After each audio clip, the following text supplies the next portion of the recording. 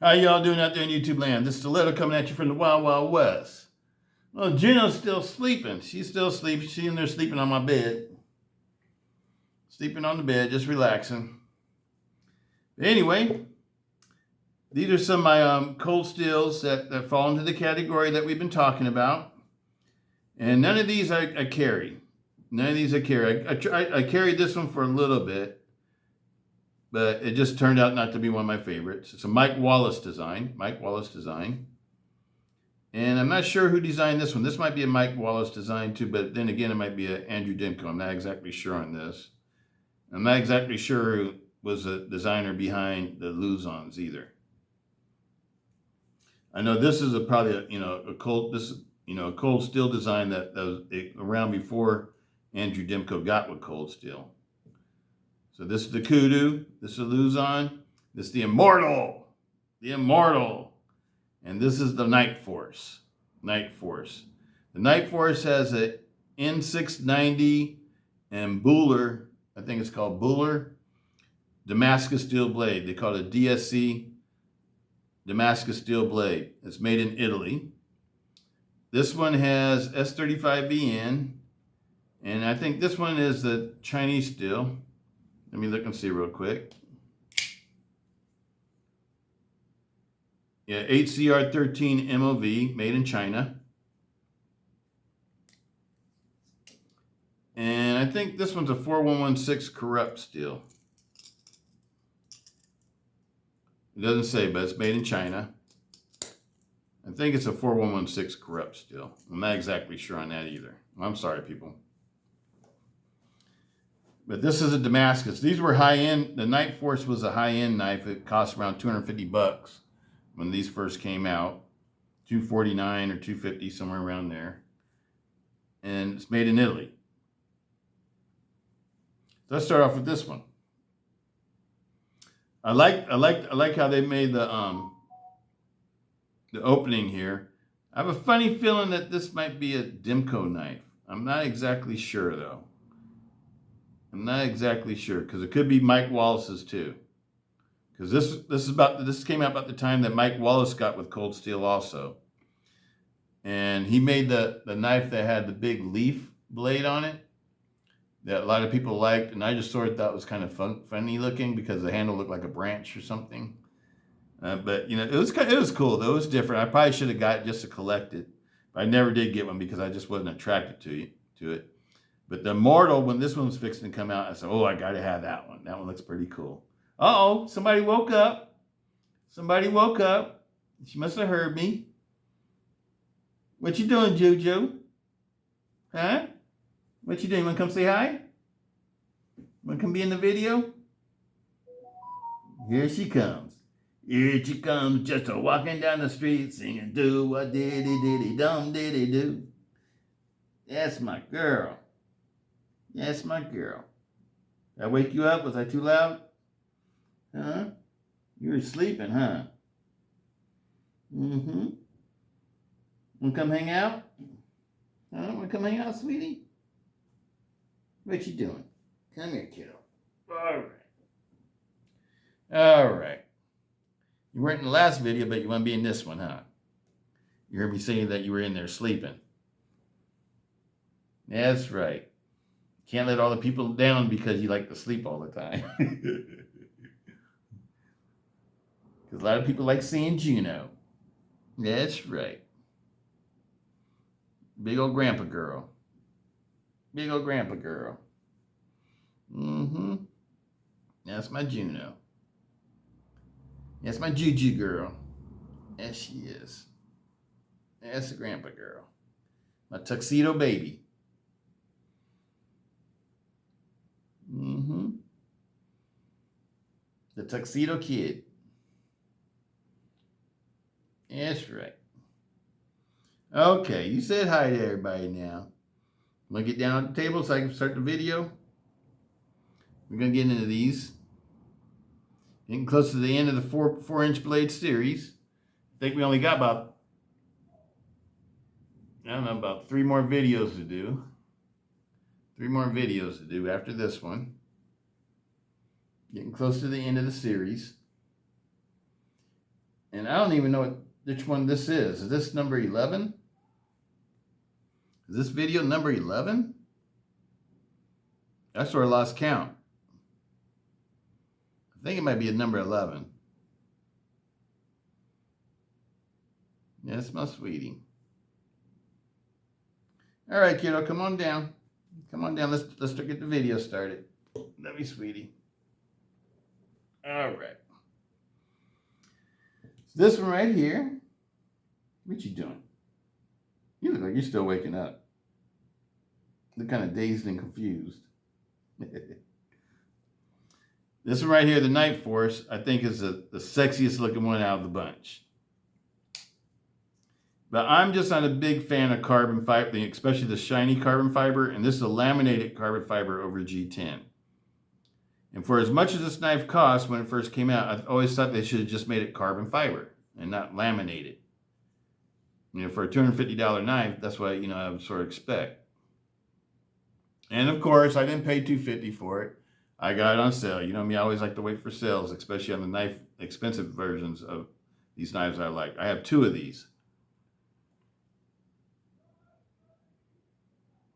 that I collected. And there's a smaller version with a tanto blade. I forget what that one was called. It came from Italy also, that had the same carbon fiber and blade, carbon fiber handles and everything else too.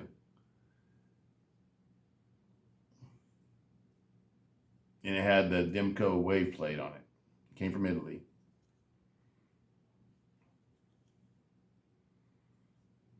It's a beautiful knife though. Absolutely beautiful. Carbon fiber backspacer, not carbon fiber, but G10 backspacer. Nice and lightweight.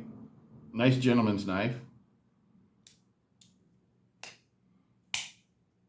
And with the thumb hole that they did on here, it's not really like a Spyderco thumb hole because it has like this piece in it that gives you a little bit of grip.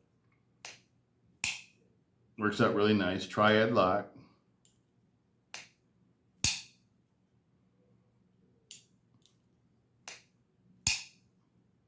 Functions really nice, and you know, for a knife that I never even really carried. I think I might carry it a couple times just to try it out. But it has a saber flat ground blade. It's got like a mid saber. I don't know if you can see that. Persian style blade. I'd call this more of a Persian style.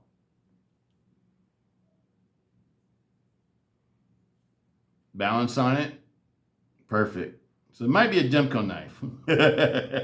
Might be a Demco knife. I'm not sure, people. Y'all let me know. Let me know what you know. And this type of Damascus pattern sort of looks like the what you call it, a rosebud Damascus.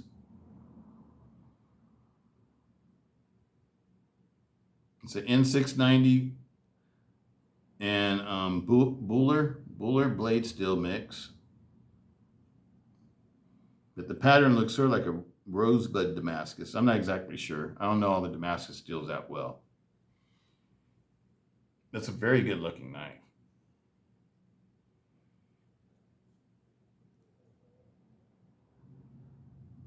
It's one of the fancy triads that they made towards the end of the company.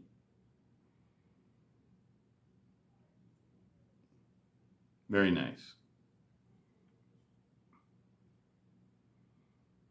And the grips on these, the grip feels really good in hand too. I would probably like this one better if they would have just made just a G10 handle scale, or make, you know, maybe a polished G10 or something. Because I'm not too big on carbon fiber, people. I do have some carbon fiber knives, but I don't know. It's just, I don't know. Sometimes carbon fiber looks, you know, especially like this pattern, looks kind of cheap to me.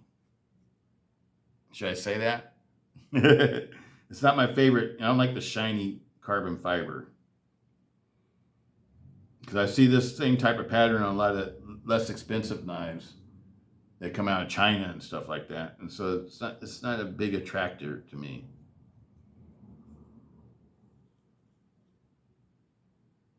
And it's got like a little impact piece in the back. So feels good too as a self-defense folder. So this would be an awesome knife for a gentleman's self-defense folder. I'm calling it gentleman's because it's fancy. It's not like a normal cold steel knife where it's more like working class looking to me. This one looks like they're trying to attract a different group of cold steel fans. And if you notice, the lock bar is polished. Not by me. That's the way it came from the factory.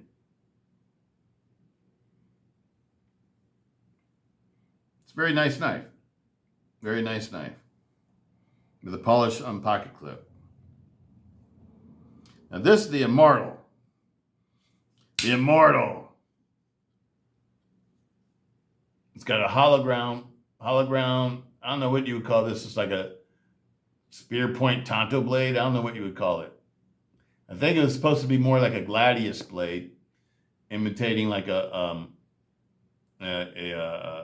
Roman gladius. I think that's what it was originally supposed to be looking like.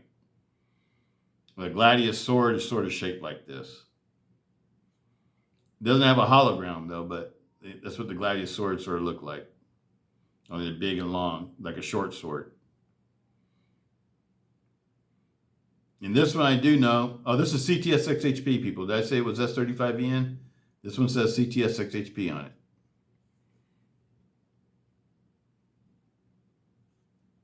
I think later on they came out with the S35EN ones. So this is the original one. I do remember buying this when they first came out. Because it was one of the knives I anticipated, like sort of like the Karambit. When they made the Tiger Claw, I wanted one of those too. And I got it as soon as it came out.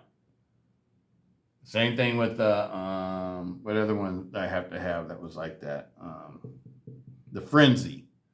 The Frenzy, I pre-ordered it and everything else. I think I pre-ordered this one too. So I paid top dollar for it when it first came out. I have two of these, and the second one I got, I think I got it on sale. Now this is a very nice, strong knife. This is probably the one I like the best. I know that is a Mike Wallace design. I just never carried it that much. And I can't remember a reason why I didn't carry it. I think it's because I like the Tau War and the Recon 1 more than this one. But this is a very nice knife too. It feels like it's got aluminum backspacer. I want to say that's aluminum. Feels cold to the touch, so it probably is a 6061 aluminum backspacer. And it's got like the skull crusher grooves in it. So if that's a Mike Wallace design, that's sort of like this one. So I don't know which one's Mike Wallace and which one. I know this is Mike Wallace, but I don't know if this is an Andrew Dimko or a Mike Wallace design. Mike Wallace works with Andrew Dimko now at Dimko Knives. They became friends, so it doesn't really matter. Perfect centering. It's a very well made knife. It's got the Dimko wave plate on it. The Dimko triad lock. It's a very nice knife. It'd be a great self-defense folder. It's got, good grip. Nice strong grip. And this tip would be, fairly strong too because it goes wide. Even though it's like narrow, it's got like a false edge on this side. And it looks like it's thin at the top, but actually it's pretty thick. Looks like about a 3.5 millimeter thickness blade. We'll measure it all out in a little bit here. Now I say it's a saber hollow grind with a flat ground tip and a flat ground false edge on the other side. So it's a fairly strong blade, just like any other cold steel Tonto would be. Now the Luzon, I don't know who designed the Luzon. I want to say it's Mike Wallace also. And this one has a liner lock where you slide it forward just like the larger one does. It has the polymer pocket clip. And the reason why they said that they did that is so they wouldn't scratch things if you rubbed up against something. It's got a saber flat ground blade, sort of a Bowie style blade with a fuller in it, and a swedge, false swedge.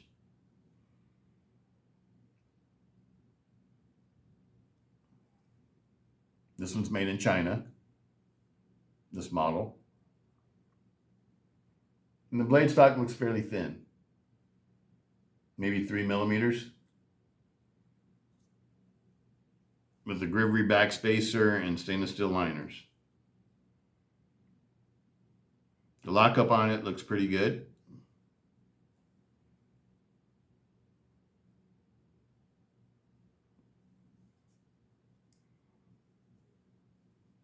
Feels good in hand.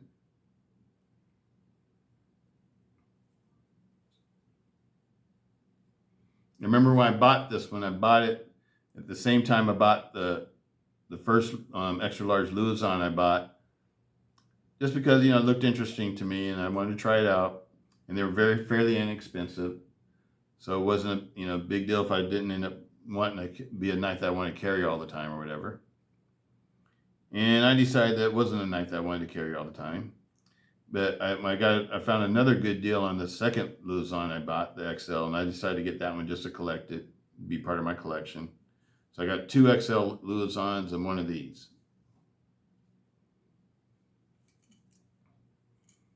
This is the Kudu.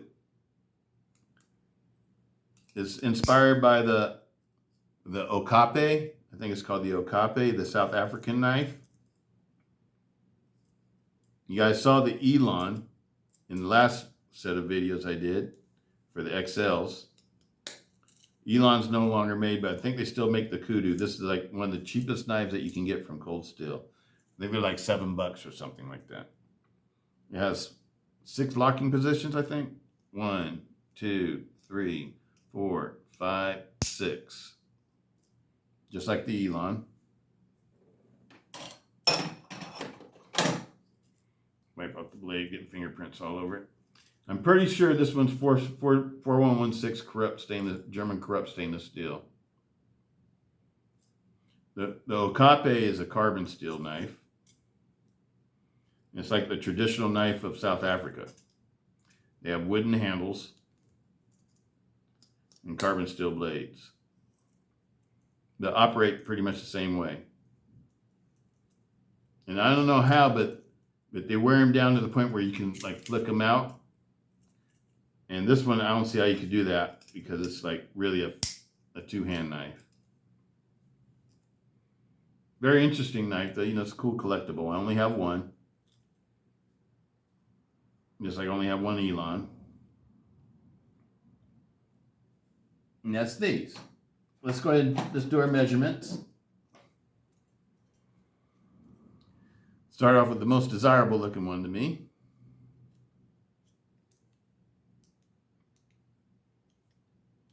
The Night Force. I don't know if this is a proper name for this one though. They should have made it something more foo-foo. 3.2 millimeters, people.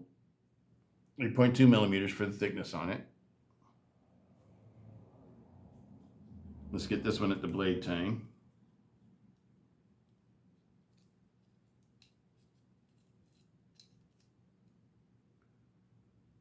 .75, almost 3.8 millimeters. So they might have marketed this one as a 4 millimeter blade.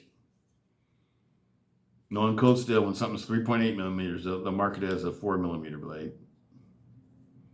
That's why I'm saying that.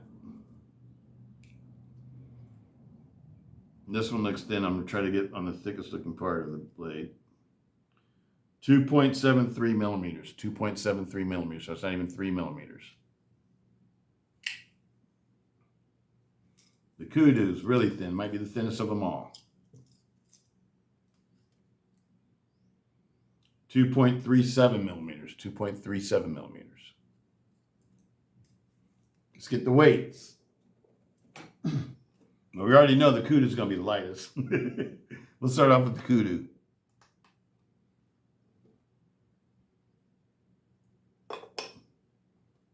.6 millimeters, 2.6 ounces.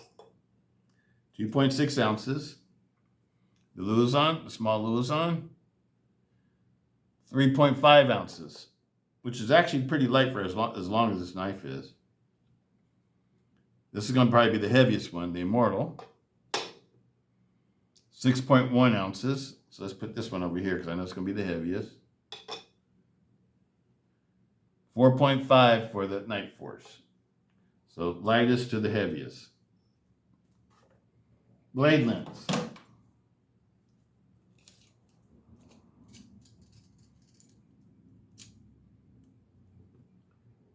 Three and three quarters, not 4 3/4. 3 3/4. 3 3/4. Just about 4 inches on this one.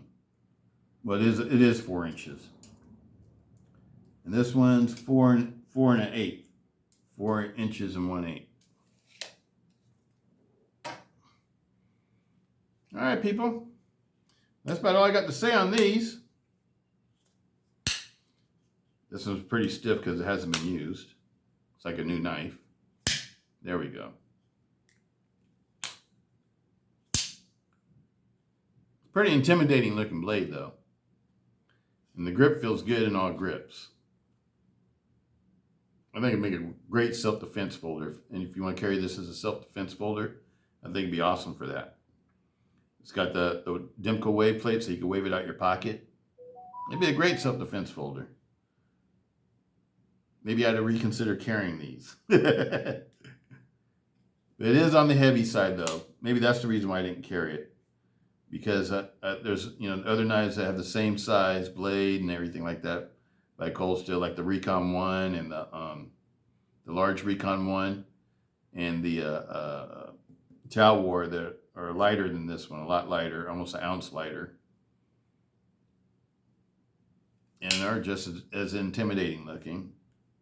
And they're all made the same way. This one doesn't have any liners in it. It's just thick G10 slabs with, it looks like a 6061 aluminum back spacer. So they're all made pretty much the same way, but I bet you this blade weighs a lot too. But it's a nice design though. It's a nice design. Out of all of these, it'd probably be the one I'd want to carry for a self-defense folder. After that one would be the Night Force. Night Force got a little bit slipperier handle with the carbon fiber overlay over G10. It'd be better if it was just like a peel-ply G10, in my opinion. Or if you want to be fancy, like a smooth G10. Like a contoured and polished G10. But you know what? I really like the shape of this blade. I like the way this Damascus looks. The Damascus looks really nice. This one I wouldn't want to carry. But it could be a good self-defense knife, especially with the liner lock. That'd give me a little bit more confidence in it, not coming undone when I'm using it. But it feels kind of small in my hand. Feels kind of small, sort of like the Benchmade Fact. It sort of has that same kind of small feeling. And this one is no, I wouldn't want this one. Not for, I like it as a collectible, but not as a user. That's my honest opinion about them, people. Well, that's this video. I think this is number 11, people. I think it's number 11. We got a couple more to go. So we're getting towards the end of it now. We got about three more videos, so we're gonna probably end up around 14. If this is 11, I'm not sure if it's 11 or not. But if it is 11, then we're gonna end up around 14. It looks like 14 videos in this series. All right, people. Peace out. Stiletto.